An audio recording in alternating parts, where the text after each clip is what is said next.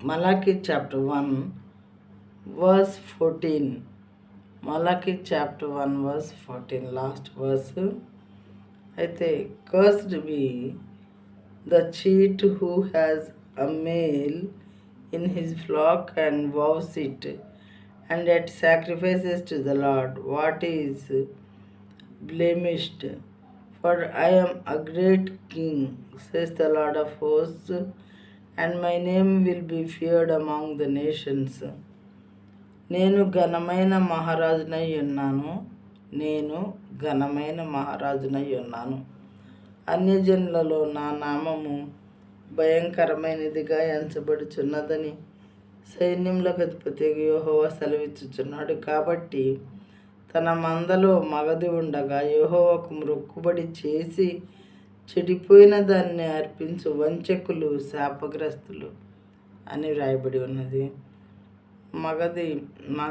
మగవాటికి దేవుడు చాలా ఇంపార్టెన్స్ ఇచ్చారు. ఎందుకంటే అన్బ్లెమిష్డ్, అది నిర్దోషమైనది మగది అంటే దేవుడు చెప్పారు. ప్రియమైన వాళ్ళారా, అలాంటిది మందలో ఉంచుకొని మరి దాన్ని ఇస్తానని చెప్పి కూడా అది ఇవ్వకుండా దేవుని సన్నిధిలో మరి ఆఫరింగ్గా వేరే ఈ చెడిపోయిన వాటిని పిచ్చవాటిని మరి అర్పిస్తే దేవుడు అలాంటి వంచకులు శాపగ్రస్తులు అని చెప్పుతూ ఉన్నారు. దేవునికి ఇచ్చేది ఏదైనా సరే మనము అది చాలా ప్రశస్తమైన ఈవిగా ఉండాలి. ఎందుకంటే ఆయన ప్రశస్తమైనటువంటి దేవుడు, మన సృష్టికర్త.